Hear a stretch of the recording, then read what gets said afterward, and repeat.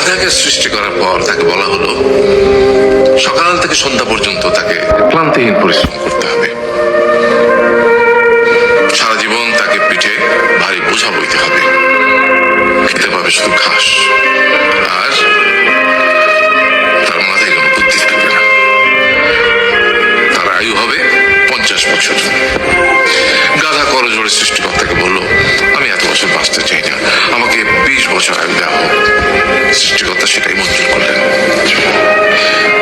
কুকুরকে যখন সৃষ্টি করা হলো তখন তাকে বলা হলো যে সে হবে মানুষের সবচেয়ে বড় বন্ধু, কিন্তু সে খাবে মানুষের উচ্ছিষ্ট, এবং তার আয়ু হবে 30 বছর।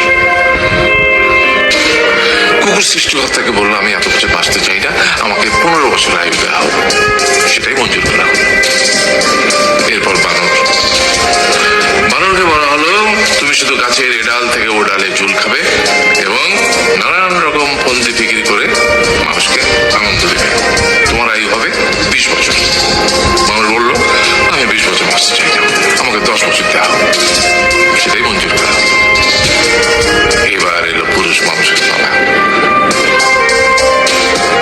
তাকে বলা হলো যে তুমি হলে প্রাণীগুলোর মধ্যে সবচেয়ে বিচক্ষণ এবং বুদ্ধিমান, সেই জন্য তোমাকে প্রাণীদের শিরোমণি করা হলো এবং তোমার আয়ু হবে 20 বছর।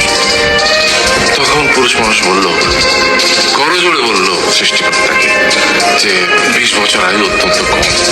হে প্রভু, আমাকে ওই গাধার সে যে 30 বছর আয়ু চায়নি সেটা আমাকে দেয়া হোক। ওই যে কুকুর 15 বছর ফিরিয়ে দিয়েছিল সেটাও আমাকে দেয়া হোক। আর যে বানর 10 বছর নেয়নি সেটাও আমাকে দেয়া হোক।